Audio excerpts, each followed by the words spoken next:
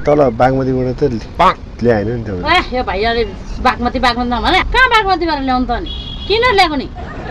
यसो हेर्दाखेरि अलिक फोहोर मैला छ नि त्यही भएर अनि अब त्यो फोहोर त भइहाल्छ खाना पकाएर पछि ए भाइ चाहिँ पाइते नभन न के भन्दाखेरि बनाउँछ नभन्नु तिमी जम लैजाऊ न भित्र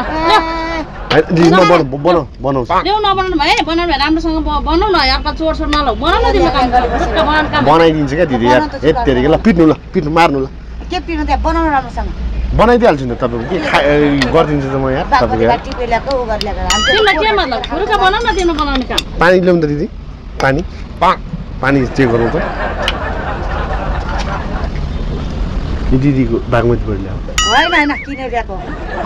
कसम किनेर ल्याएको घाँटीमा कसम खानु कसम किनेर ल्याएको तपाईँले किन ढाट्नु ए भाइ अनि भनेपछि बनाउनु त्यो बस्नु तपाईँ बस्नु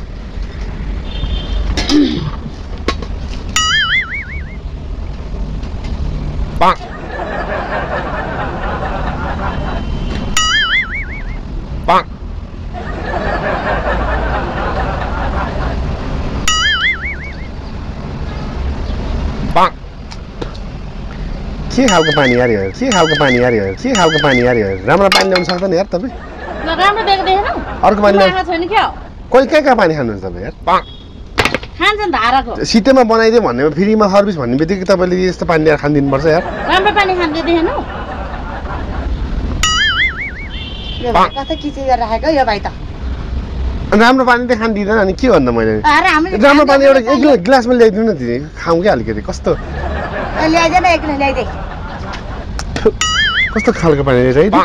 हामी चाहिँ हो खाने हामी पनि त्यही पानी हो यो त हेर्नु